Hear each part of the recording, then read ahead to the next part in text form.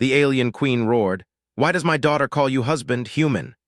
Its ceiling rose like a night sky made of black crystal, filled with slow-moving lights that copied distant stars. Tall pillars curved inward like claws, each carved with the history of battles won long before humans ever left their home world. The floor was smooth and cold, reflecting every figure that stood upon it. At the center of the chamber stood Elias Ward, a human. He wore the dark uniform of the Terran diplomatic fleet. It was clean, simple, and very small compared to the heavy armor and long robes worn by the alien nobles around him. Elias kept his hands visible, his posture straight, and his breathing calm, even though his heart was beating faster than he liked. He had been trained for moments like this. Still, training did not stop fear from knocking at the door of the mind. Before him, upon a throne carved from a single massive crystal spine, sat Queen Zyratha, ruler of the Karavel Empire. Her form was tall and powerful, her skin shining like polished stone, her crown grown from her own armored crest. Her many eyes were fixed on Elias, unblinking. The chamber was silent. Then the silence broke. The queen rose to her full height, and when she spoke, her voice was not just heard, it was felt. "Why does my daughter call you husband, human?" The word husband echoed through the chamber, bouncing from pillar to pillar like a shockwave. Several alien nobles stepped back in alarm. Others hissed, clicked, or whispered in their native tongues. Elias did not move. Inside his mind, however, everything stopped. Husband. He swallowed slowly. Princess Salith stood to the queen's right. She was smaller than her mother, her armor lighter, her posture tense. Her eyes, bright and sharp, were fixed forward, not on Elias, not on the court, but on the far wall, as if standing firm against a storm. Elias had not seen her since the border incident 3 cycles ago. He had not expected to see her like this, and he had definitely not expected this. Elias took a slow breath and spoke carefully. "Your Majesty," he said in clear, steady, basic trade speech, "I was not aware your daughter used that word." The chamber reacted at once. Some nobles let out angry sounds. Others leaned toward each other, clearly convinced this was a lie. One tall figure in red and gold armor slammed the floor with the end of his staff. "The human dares to deny it," the nobles snapped. "The bond word was spoken before witnesses." Queen Zyratha raised one clawed hand. Silence returned instantly. Her eyes never left Elias. "You deny no words," the queen said slowly, "yet you deny meaning. That is interesting." Elias felt the pressure in the room shift. This was not an execution yet. This was something else. He chose his next words with care. "I deny nothing that brings dishonor," he said. "But I do not understand the law behind the word. In human culture, husband means a life partner by choice. I never claimed such a bond." A ripple moved through the court. Princess Salith finally turned her head. She looked at Elias. Their eyes met for the first time in cycles. There was no anger in her gaze, there was relief. Queen Zyratha noticed everything. "You saved her life," the queen said. It was not a question. "Yes," Elias replied, "and she saved mine." That was true. The memory rose uninvited, a shattered outpost, emergency lights flashing. Alarms screaming in languages Elias did not know. Salith pinned beneath fallen structure, her armor cracked, her breathing uneven. Elias cutting through metal with tools meant for repairs, not rescue. Staying even as enemy fire shook the walls. He had not stopped to think. Humans rarely did in moments like that. "You were told to retreat," the queen continued. "Yes, you did not." "No." Another pause. Queen Zyratha stepped down from her throne. Each step sent a low vibration through the floor. Elias felt it through the soles of his boots. "You are aware," she said, "that my daughter's word carries weight beyond sound." "I am aware now," Elias said honestly. The queen stopped a short distance from him. Even standing still, she was immense. Elias came only to her chest height. "My daughter invoked the Jarun bond," the queen said. "A title forged in extinction wars, a bond not of affection but of fate." Murmurs filled the chamber again. Elias frowned slightly. "Then the translation is incomplete." "Yes," the queen agreed. She leaned closer. "In our language, there is no word for what humans call marriage. The closest meaning is the one who stands when all others fall." Elias felt a chill that had nothing to do with temperature. Princess Salith finally spoke. "I chose him," she said clearly. "By law, by right." Several nobles turned toward her in shock. "You chose a human," one demanded. "A short-lived outsider." "I chose survival," Salith replied. The queen straightened. "Even so," she said, her voice hardening, "the bond places responsibility on both sides." and responsibility demands judgment. She raised her hand again. At once, armored guards moved forward, surrounding Elias. Their weapons did not touch him, but the message was clear. Elias remained still. "I will not resist," he said, "but I ask one thing." The queen tilted her head slightly. "Speak. Judge me for my actions," Elias said, "not for my species." For a long moment no one spoke. Then Queen Zyratha let out a low sound, not anger, not laughter, but something thoughtful. "You are calm for one facing a throne-world court," she said. "We train for fear," Elias replied simply. "It helps us act when others freeze." That drew attention. The queen studied him with new interest. "Very well, human," she said. "You will be judged." She turned to the court. "By ancient law, the one named by the Jarun bond must face a trial of worth." Gasps echoed through the chamber. Princess Salith's eyes widened. "Mother," the queen raised her hand again. "If he is worthy," the queen continued, "the bond stands. If he is not." She looked back at Elias. "Then the bond breaks and the consequences will reach far beyond this room." Elias felt the weight of those words settle on his shoulders. He nodded once. "I accept." The queen's eyes narrowed slightly. "Even knowing failure may bring suffering to your people?" Elias did not hesitate. "Yes." That answer changed the room. The queen turned away, her voice echoing through the chamber. "Prepare the trials," she commanded. "Let the court see what kind of being the human truly is." As the guards stepped back and the nobles began to whisper once more, Princess Salith looked at Elias again. This time there was no relief, there was trust. And somewhere deep within the vast throne world, ancient laws stirred, laws that had not expected a human to stand beneath them. That alone surprised him. Instead, the guards led him through wide halls of black crystal and soft blue light. The walls were carved with symbols that shifted slightly as he passed, reacting to movement and heat. The palace felt alive, old, and very aware of who walked inside it. No chains were placed on him. No weapons were pointed at his back. That worried him more than anger would have. "This way," one of the guards said in rough but understandable trade speech. Elias followed, counting steps, turns, and exits by habit. Humans trained diplomats to observe everything. When words failed, details saved lives. They stopped before a tall door shaped like two curved wings meeting in the middle. The symbols on it glowed softly, then faded as the door opened without a sound. Inside waited a single room. It was smaller than the throne chamber, almost quiet in comparison. The floor was warm. The light was gentle. At the center stood a low table made of smooth stone. Two seats waited on one side, and on the other side stood Princess Salith. The guards stepped back and the door closed behind Elias. For a moment, neither of them spoke. Salith was no longer in battle armor. She wore simple royal attire, light and flexible, marked with symbols of rank and responsibility. Up close, Elias could see the faint scar lines along her shoulder plates, old damage, repaired but never erased. "You look different," Elias said finally. "So do you," Salith replied. Her voice was calm, but her hands were clasped tightly behind her back. "You used a word," Elias said carefully, "one that caused complications." "Yes," she said. "I expected that." "You could have warned me." "I did," Salith said, "just not with words." Elias frowned slightly. "That's not how humans usually communicate." Salith tilted her head.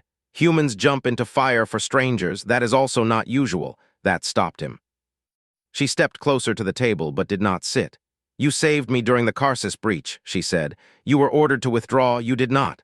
"I couldn't leave you," Elias said. "That wasn't an option." "In our culture," Salith said, "duty is often obeying orders." "In yours, duty seems to be choosing." Elias considered that. "Sometimes." Salith finally sat. After a moment, Elias sat as well. "The word I used," she continued, "does not belong to affection, romance, or ownership. Those concepts are separate. The Jarun bond exists for one reason only." She placed one clawed finger on the table. "Survival." Elias leaned forward slightly. "Long ago," Salith said, "our empire faced extinction. Allies failed, traditions broke, leaders froze.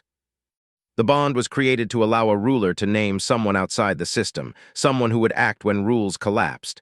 "So you named me," Elias said. "Yes." "Why?" Salith looked directly at him. "Because when the outpost collapsed, you did not ask what I was worth. You did not ask permission. You did not ask if saving me was logical." She paused. "You acted." Elias felt uncomfortable under her steady gaze. "That doesn't make me special," he said. "A lot of humans would have done the same." Salith's eyes widened slightly. That, she said quietly, is what frightens the court. Before Elias could respond, the door opened. Queen Zyratha entered the room alone. The air changed instantly. Salith stood. Elias followed. Sit, the queen said. They obeyed. The queen did not take a seat. She remained standing, towering above the table. You have heard part of the truth, the queen said to Elias. Now you will hear the rest. She looked at her daughter. You named the human without council approval. Yes, Salith said. I did. You invoked law older than this throne. Yes, the queen turned her gaze back to Elias. By our law, she said, the one named by the bond becomes bound to the fate of the royal line, not by blood, but by consequence. Elias nodded slowly. So whatever happens to her affects me. And your people, the queen added, that landed harder. You should have told him, the queen said to Salith. I knew he would still accept, Salith replied. Elias exhaled softly. She's not wrong. The queen studied him closely. Humans accept burdens quickly, she said. Do you not fear what you do not understand? We fear it, Elias said. We just don't let it stop us. Silence followed. The queen moved closer. You will face 3 trials, she said. They are not meant to harm. They are meant to reveal. Reveal what? Elias asked. What kind of being stands behind the human mask? Salith's posture stiffened. The trials were designed for our kind, she said, not his. Which is why they will be honest, the queen replied. She turned to leave, then stopped. One more thing, she said without looking back. Until the trials end, you are protected by law. No noble may touch you, she paused. That protection does not include failure. The door closed behind her. Elias sat back and rubbed his hands together slowly. Well, he said, that could have gone worse. Salith made a sound that might have been a laugh. You are not afraid, she said. I am, Elias replied. I'm just used to it. She studied him again, then spoke more softly. If you wish to withdraw, she said, I will accept the shame. Elias shook his head. No, he said. This started when I chose not to walk away. I won't start now. Salith nodded once. Then you should know this, she said. The first trial is endurance, the second is truth.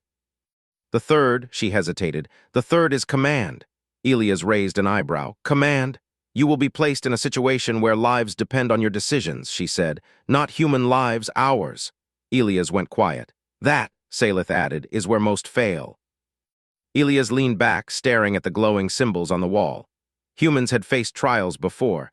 Alien environments, strange laws, impossible expectations. They survived not because they were strongest, but because they adapted. Then I'll do what humans always do, Elias said. And what is that? Salith asked. He smiled faintly. I'll figure it out as I go. Somewhere deep in the palace, ancient systems awakened. The trial of worth had begun, and for the first time in generations, it was not testing an alien. It was testing a human. Elias' ward was led into a wide circular chamber deep beneath the palace. The walls were smooth metal, dark and unmarked. The ceiling was high, fading into shadow. There were no weapons, no furniture, no windows, only the floor. It was made of layered stone plates, arranged in rings like the inside of a tree. The guards stopped at the edge. This is the chamber of endurance, one of them said. The trial has already started. Then they left. The doors closed with a heavy sound that echoed through the room. Elias stood alone. At first, nothing happened. He stayed still, breathing slow and steady. Humans learned early that panic wasted energy. If something was coming, it would come whether he worried or not. Minutes passed, then the floor shifted. The outer ring of stone warmed under his boots, not painfully but enough to notice. Elias stepped inward. The next ring was cooler. He frowned slightly. A soft hum filled the chamber. The air pressure changed. Breathing became heavier, like climbing a high mountain. Elias understood. This was not a test of strength. It was a test of patience. Hours passed. The temperature changed again and again. Warm, cold, dry air, heavy air. The light dimmed, then brightened. The floor slowly tilted, forcing him to keep balance. Elias adapted. He adjusted his stance. He paced slowly when needed. He sat when standing wasted energy. He drank carefully from the water ration clipped to his belt. Above the chamber, observers watched in silence. He is not fighting the trial, one noble said. He is listening to it. He should be exhausted by now, another replied. Princess Salith leaned forward, eyes focused. That is how humans endure, she said. They stop arguing with reality. When the doors finally opened, Elias did not collapse. He walked out on his own. The second trial began immediately. He was led into a smaller room, bright and quiet. At the center was a single chair. Queen Zyratha waited. "This is the trial of truth," she said. "There are no wrong answers, only consequences." Elias sat. The room darkened. Symbols appeared in the air, glowing softly. "Speak honestly," the queen said, "or do not speak at all." The first question came from the room itself. "Why did you save the princess?" Elias answered without delay, "Because leaving her felt wrong." A ripple passed through the symbols. Was it strategy? No. Was it duty? Not officially. Was it because she was important? Elias paused. "No," he said. "I didn't know who she was at the time." The symbols glowed brighter. A noble watching from above hissed softly. "Then he admits recklessness." The queen did not speak. The next question appeared. "Do you value your species above all others?" Elias thought carefully. "I value my people," he said. "But I don't believe survival belongs to only one species." The room reacted again. Princess Salith exhaled slowly. The final question appeared, larger than the rest. "If forced to choose between your people and the princess, what would you choose?" Silence filled the room. This time Elias took longer. The queen watched closely. Finally, Elias spoke. "I would choose the option that gives both a future," he said, "even if it costs me everything." The symbols dimmed. The trial ended. Elias was escorted away once more, his face calm, his step steady. But the third trial was different. He was taken to a vast hall filled with floating lights and transparent walls. At the center hovered a three-dimensional projection of a star system, ships, worlds, movement. Princess Salith stood beside him now. "This is the trial of command," she said quietly. "You will be given control of a simulated defense fleet." Elias studied the projection. "How many lives?" he asked. "All of them are considered real for the trial," she replied. Elias nodded once. The queen's voice echoed through the hall. "An enemy force approaches," she said. "You have limited ships, limited time. Command begins now." The projection changed. Enemy vessels appeared at the edge of the system, fast, numerous. Alien officers waited, arms crossed, expecting chaos. Elias did not raise his voice. He studied the field. "Reduce ship spacing," he said calmly. "Pull back from the outer ring." An officer hesitated. "That breaks formation." "Do it anyway," Elias said. The ships moved. The enemy advanced. "Shut down active scans," Elias continued. "Switch to passive only." "That will blind us," another officer protested. "Only if you rely on eyes," Elias replied. "Use movement prediction." The simulation ran. Enemy fire missed the Titan formation. Human-style maneuvering confused targeting algorithms built for rigid doctrine. Elias adapted again. He sacrificed territory to save ships. He let small losses happen to avoid large ones. He used timing, not force. The enemy slowed, then broke. The simulation ended. Silence filled the hall. The queen stared at the projection. "That was not our way," one noble said sharply. "No," the queen replied. "It was effective." She turned to Elias. "You command without fear of blame," she said. "You accept loss without surrendering hope." Elias lowered his head slightly. "That's how humans fight extinction," he said. The queen looked at her daughter. "The bond was not misplaced," she said at last. The court stirred. The trials were complete, but something had changed. The human had not just survived. He had taught them something. And far beyond the palace walls, unseen sensors flickered to life, detecting movement that was not part of any simulation. Soft pulses of light ran along the walls of the command hall, slow and steady. To alien eyes, it was only a minor alert, something to be reviewed later, something that could wait. Elias Ward felt his stomach tighten. "That signal," he said calmly, "that wasn't part of the trial." Queen Zyratha stood at the center of the hall, her gaze fixed on the slowly changing star map. "No," she agreed, "it was not." Princess Salith stepped forward. "Outer sensors have confirmed movement," she said. "Unidentified fleet, real." The room filled with low sounds of concern. Commanders and nobles spoke at once, each following tradition, rank, and protocol. Elias did not speak. He watched. He listened. Humans learned early that when systems began to fail, noise came before collapse. "How long until contact?" the queen asked. "2 standard cycles," an officer replied. "Possibly less." "That is not enough time to mobilize the full defense," another said.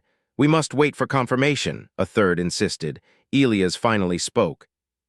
"If you wait," he said evenly, "you lose the initiative." Several heads turned toward him. The queen did not silence him. Explain, she said. Elias stepped closer to the projection. He did not touch it. He pointed. Whatever is coming, he said, did not announce itself. That means it does not respect borders, warnings, or displays of power. That is assumption, a noble replied sharply. It's pattern recognition, Elias answered. Humans survive by it. Princess Salith watched him closely. What do you suggest? She asked. Elias took a breath. We prepare to lose, he said. The room went still. To lose, one commander repeated in disbelief. Yes, Elias said, on purpose in small, controlled ways, murmurs spread. That is dishonorable, a noble snapped. Elias turned to face them. Extinction doesn't care about honor, he said quietly. Only results. Queen Zyratha raised her hand. Let him continue. Elias nodded. We spread our fleets thin, he said. Not to defend everything, but to watch everything. We set traps where retreat looks like weakness. We feed them false confidence. And if they break through, an officer asked. Then they follow us, Elias replied, right where we want them. The queen's eyes narrowed slightly, not in anger, but focus. This is not our doctrine, she said. No, Elias agreed. It's ours. The alarms shifted tone. This time they were louder. The star map changed. The enemy fleet entered the outer system. It was vast, silent, efficient. Princess Salith felt something cold settle in her core. They are moving too cleanly, she said. No signals. No formation drift. They've done this before, Elias said. What are they? The queen asked. Elias shook his head. Doesn't matter. What matters is how they think. The first contact came sooner than expected. Outer listening stations went dark, not destroyed, but ignored, bypassed like stones in a river. Alien commanders froze. They did not engage, one said. That is illogical. Elias exhaled slowly. They don't need to, he said. They're mapping you. Queen Zyratha turned sharply. Human, she said, you spoke of initiative. Take it. The room went silent. Elias looked at her. You're giving me command for this engagement, the queen said. Yes, several nobles protested at once. This is madness. A foreigner cannot. The queen's voice cut through them like stone. He has faced our trials, she said, and the threat does not wait for consensus. Elias nodded once. Thank you, he said. Then we move now. He turned back to the projection. All units, he said clearly, begin Phase 1. What is Phase 1? An officer asked. Survival, Elias replied. Ships began to move, not in proud lines, but scattered paths. Some retreated openly. Others powered down and drifted like debris. The enemy reacted. They followed. They are taking the bait, Salith said softly. Yes, Elias replied, because they expect fear. Alien ships pulled back deeper into the system, drawing the enemy fleet inward. Small skirmishes occurred, not battles, just tests. Each time, the alien ships withdrew quickly. To the enemy, it looked like weakness. To Elias, it looked like time.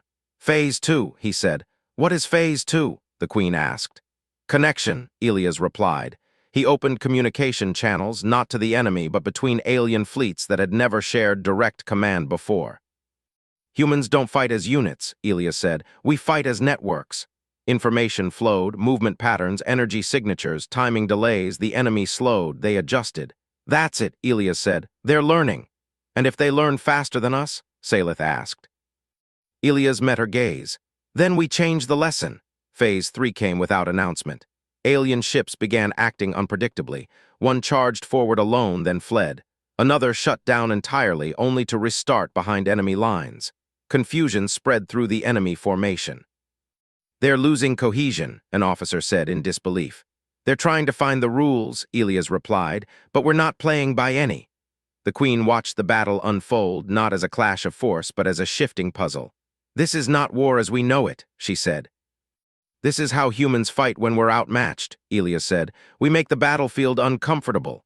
The enemy fleet hesitated. Then slowly it began to pull back. A stunned silence filled the hall. They're retreating, Salith said. Yes, Elias replied. Not because we defeated them, but because they don't understand us. The queen turned to him. You have turned uncertainty into a weapon, she said. Elias shrugged slightly. It's one we know well. Sensors confirmed it moments later. The enemy fleet jumped out of the system. Cheers did not erupt. Instead, the room filled with quiet awe. Queen Zyratha stepped forward. You did not destroy them, she said. You let them leave. Yes, Elias said. They'll tell others we're not worth the cost. The queen studied him for a long moment. Humans, she said slowly, do not seek domination. No, Elias agreed. We seek tomorrow. Princess Salith looked at him with something new in her eyes, not relief, not trust, respect. But before anyone could speak further, new data appeared on the screens, long-range scans. Multiple signals, more fleets. The room tensed again. Elias straightened. Well, he said quietly, looks like they brought friends. The Queen's expression did not change. Then, she said, you will teach us again. And for the first time in its long history, the Caravel Empire prepared for war not as conquerors but as survivors. Beside them stood a human. Long-range sensors detected them first, not as one fleet but many small signals spread across deep space. They did not rush forward. They waited, watching the Caravel system from a distance. They are learning, Princess Salith said quietly. Yes, Elias Ward replied. That means we did something right. The command hall was different now. Where once there had been arguments and rigid formations, there was movement, discussion, and shared data. Alien commanders spoke directly to one another. Information flowed without waiting for rank approval. Human influence had not changed their culture. It had changed their habits. Queen Zyratha stood at the center, calm and focused. They have returned with patience, she said. What does that tell you, human? That they don't fear us, Elias answered. Yet. A faint ripple of tension moved through the room. They split their forces, an officer reported. Multiple approach vectors, slow advance. Classic pressure tactic, Elias said. They want us to exhaust ourselves defending everything. The Queen looked at him. And will we? Elias shook his head.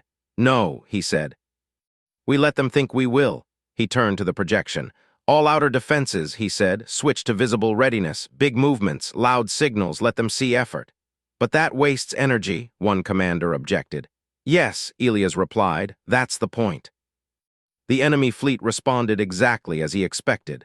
They adjusted their spread, moving slightly closer, testing reactions. Each time the Caravel forces shifted to meet them, the enemy waited. They are mapping our responses, Salith said. And tiring us out, Elias replied. So we stopped playing that game. He tapped the projection. Phase quiet. The outer defenses powered down, lights dimmed, movement slowed. From the enemy's point of view, it looked like hesitation. One of the smaller enemy groups advanced. They're probing, an officer said. Let them, Elias replied. The probe group moved closer, deeper into the system, then stopped. They waited. They expect resistance, Salith said. Yes, Elias agreed. So we give them something else. He issued a new command. Small Caravel ships, fast, lightly armed, moved forward alone. They did not attack. They passed close to the enemy probes, transmitting open signals. The signals carried no threat, only data. What are you sending? The Queen asked. Our losses, Elias said. The room went still. You are telling them how many ships we lost? A noble demanded. Yes, Elias said calmly, and how many were willing to lose again? The enemy probes froze, then they retreated. They're confused, Salith said softly. They're calculating, Elias replied. We just changed the equation.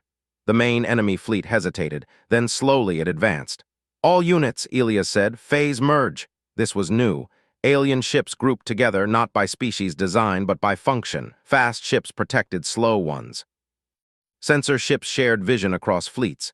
Command authority flowed sideways, not down. The enemy attacked, not with overwhelming force but with precision. They targeted command ships. They know how we think now, Salith said. Yes, Elias replied. So we stopped thinking like one mind. Command ships powered down, decoys activated, leadership did not vanish, it spread, enemy targeting failed. They can't find the center, an officer reported. That's because there isn't one, Elias said. The battle stretched on. No massive explosions, no heroic charges, just constant movement. Adaptation, small victories traded for time, hours passed, then days, the enemy pushed harder, energy reserves dropped. Fatigue spread through the fleet. They're waiting for us to break, Salith said. Elias nodded. So we break differently. He issued the most dangerous command yet. All fleets, he said quietly, prepare for controlled withdrawal. Shock rippled through the room. Retreat, a commander asked. Yes, Elias said, together. The fleets began to pull back slowly and openly. The enemy surged forward. They're committing, Salith said. Good, Elias replied. They're close enough now. Close enough for what? The Queen asked. Elias looked at her. Close enough to feel it. He nodded to an officer. Activate human signal. The officer hesitated only a moment before obeying. Across the system, a message pulsed outward, not in alien code, but in a simple, shared pattern. It was not a threat. It was a record. Every time humans had faced extinction, every time they had adapted, every time they had survived, the enemy fleet slowed, some ships stopped entirely. "They're listening," an officer whispered. "They've never faced this," Salith said, "a species that remembers failure as strength." The enemy formation fractured, some ships pulled back. Others followed. Then the retreat became complete. They jumped away, not in panic, in caution. Silence filled the command hall. Queen Zyratha turned slowly toward Elias. "You did not defeat them with force," she said. "You defeated them with understanding." Elias exhaled deeply. "We showed them we don't quit," he said, "and we don't forget." The queen stepped forward. "By ancient law," she said, "those who stand when extinction comes are named shield-bearers of the Empire." She looked at Elias. "You have earned that title," the court bowed. Princess Salith bowed deepest of all, but before relief could settle fully, a final report appeared. "Long-range scans," an officer said. "The enemy has shared our data with others." Elias nodded slowly.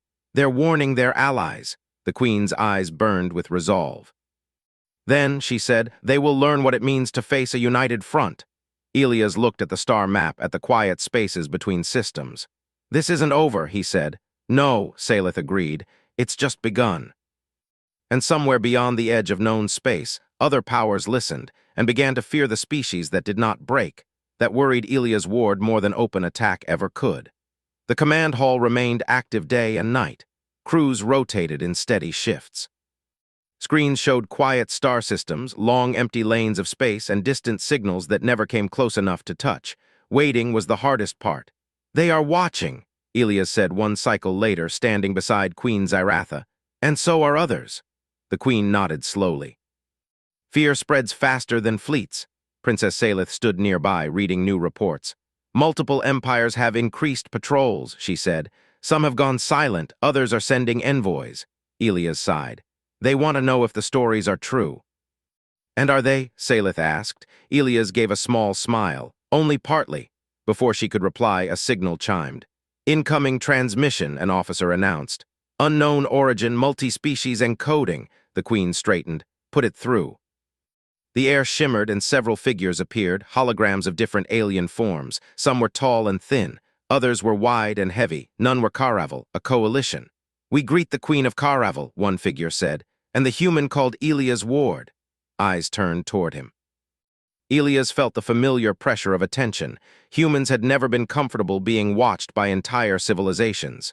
"You have faced the Devourers," another hologram said, "and lived." "We didn't fight them directly," Elias replied. "We survived them." A low murmur passed through the holograms. "That may be worse," one said. The queen raised her hand. "Speak your purpose." The lead figure hesitated. "We wish to know," it said carefully, "if humanity now commands the Karavel Empire." The room went still. Elias felt his stomach tighten. "No," he said immediately. "Humans don't command empires." "Then why does your voice guide their fleets?" The figure pressed. Before Elias could answer, Queen Zyratha spoke. "Because wisdom does not belong to species," she said. "It belongs to those who earn it." The holograms shifted. "You place much trust in one human," the figure said. "I place trust," the queen replied, "in proven action." The transmission ended soon after. Silence followed. Elias rubbed his temples. "That could have gone better." "It could have gone worse," Salith said. The queen turned to Elias. "You have changed the balance," she said, "not with weapons, but with example." "That wasn't the plan," Elias replied. "Plans change," the queen said. "That is something humans understand well." She gestured and the hall cleared. Only the three of them remained. "This empire faces a choice," Queen Zyratha said, "one we have avoided for generations." Elias listened. "We can return to isolation," she continued. "Defend our borders, hope the Devourers choose easier prey." Salith's posture stiffened. "Or," the queen said, "we can adapt." Her eyes fixed on Elias. "And adaptation requires leadership that does not belong to tradition." Elias felt the weight of what was coming. "You want to formalize this," he said. "My role." "Yes," the queen replied. Salith stepped forward. "Mother," the queen raised a claw gently. "This is not about the bond," she said. "It is about survival." Elias took a slow breath. "I'm not a ruler," he said, "and I won't pretend to be." "I know," the queen said. "That is why you are dangerous." She moved closer. Our leaders are trained to preserve structure, she said. You are trained to preserve life. Elias looked at Salith. She met his gaze steadily. You never sought power, she said. That is why I chose you. Elias closed his eyes briefly. All right, he said, but only on one condition. The queen waited. I don't command alone, Elias said. Not humans, not Caravel, not anyone. Salith tilted her head. Explain. Humans survive because we share responsibility, Elias said. If this alliance is going to last, it can't be built on one voice. The queen considered this. Then she nodded. Then I will do something no queen of Caravel has ever done. She turned and activated a public channel. Across the Empire, screens lit up. Citizens stopped. Workers paused. Soldiers looked up. Queen Zyratha stood tall. People of Caravel, she said, her voice steady, we face a threat that does not fear our strength or respect our borders. Images appeared: enemy fleets, silent stars, broken systems. We have survived because one outsider showed us a new way, she gestured. Elias appeared beside her on every screen. This human does not rule us, the queen said. He stands with us. Murmurs spread through the Empire. By royal decree, she continued, I name Elias Ward Strategic Voice of Survival. Gasps echoed. This title grants no throne, she said. No crown, only duty. Elias felt his chest tight. And in return, the queen said, our empire will stand beside humanity. The broadcast ended. Elias exhaled slowly. That was big, he said. Salith made a soft sound of amusement. You adapt quickly. The queen studied him. You have bound our futures, she said. Not by law, by trust. Before Elias could respond, alarms sounded again. This time sharp, urgent. Multiple hyperspace entries, an officer reported over the open channel. Not devourers. The star map changed. Dozens of fleets appeared, but they were not hostile. They're responding to the broadcast, Salith said. Allies, Elias murmured. Some were cautious, some stayed at distance, but they came. Queen Zyratha watched in silence. Our isolation has ended, she said. Yes, Elias replied. Welcome to the wider galaxy. She turned to him. Now tell me, human, she said, how does your species lead coalitions? Elias smiled faintly. We argue, he said. A lot. The queen made a low, thoughtful sound. Then we will get along. As fleets gathered and messages crossed the stars, one truth became clear. Humanity had not conquered anything. They had done something far more dangerous. They had inspired unity. And the galaxy was about to change. Change came slowly, then all at the same time. Fleets from many species remained at the edge of the Caravel system, careful and uncertain. Some sent observers, some sent questions, a few sent warnings. All of them were watching the same thing, a human standing beside an alien queen. Elias Ward stood on a high balcony overlooking the capital city of the Caravel Empire. Towers of crystal and metal stretched into the sky, glowing softly under artificial light. Traffic moved in calm, organized paths far below. It was beautiful and heavy. You are thinking too loudly, Princess Salith said, stepping beside him. Elias smiled faintly. Human habit. She folded her arms, copying his posture without realizing it. You regret staying, she said. No, Elias replied. I just understand what staying means. Below them, banners moved in the air, symbols of the Empire mixed with new markings, not conquest symbols, alliance symbols. Salith watched them with quiet pride. My mother has called the final council, she said. The bond must be resolved. Elias nodded. I figured. They walked together through the palace halls one last time before the council, not guarded, not watched closely. That alone showed how much had changed. The council chamber was full. Nobles, commanders, observers from other species. Queen Zyratha sat upon her throne, calm and unmoving. When Elias and Salith entered, the room fell silent. The queen rose. We are gathered, she said, to close a question that began with a roar. A ripple of quiet understanding moved through the chamber. The queen turned her many eyes toward Elias.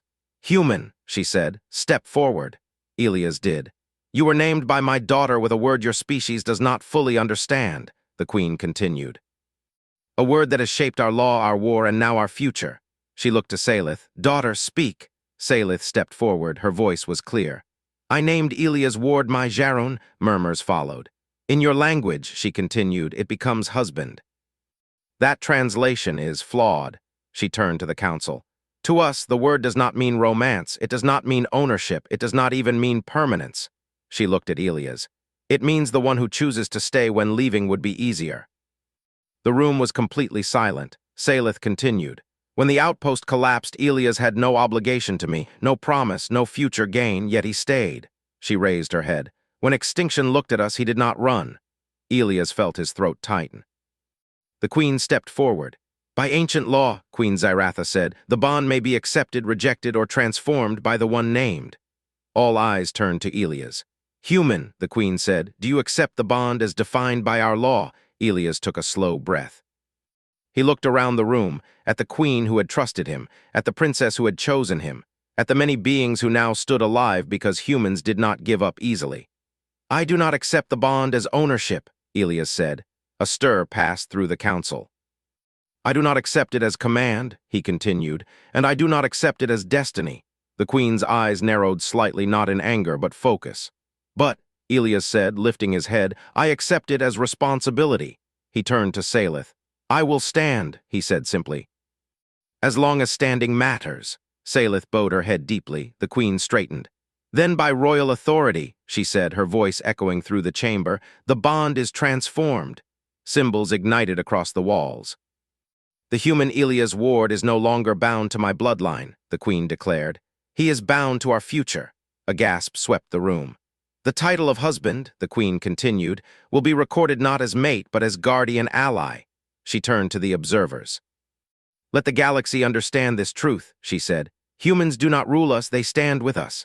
The council bowed, not in submission, in respect. Later, the palace grew quiet.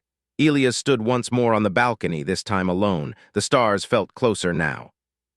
You handled that well, Queen Zyratha said behind him. He turned. Thank you, he said, for trusting me. The queen stepped beside him, looking out over her world. My daughter chose wisely, she said, not because you are strong, but because you are willing. She studied him. You will return to your people. Yes, Elias said, they'll need to know what's coming. And what is coming? The queen asked. Elias looked at the stars. Hard years, he said, but not lonely ones. The queen made a low sound of agreement. Tell your people this, she said. When extinction comes again, we will not face it alone.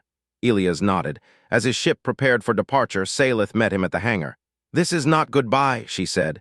No, Elias agreed. Just distance. She hesitated, then spoke softly. In your language, she said, what would you call what we are? Elias thought for a moment. Family, he said. She smiled. As the human ship lifted into space, messages spread across the galaxy. Not warnings, not threats. Stories of a species that did not seek crowns. Stories of a word misunderstood and redefined. Stories of humans who stood when others calculated escape. And everywhere those stories traveled, one question followed. If humans call that standing, what would they do for friends? The galaxy would learn the answer soon enough.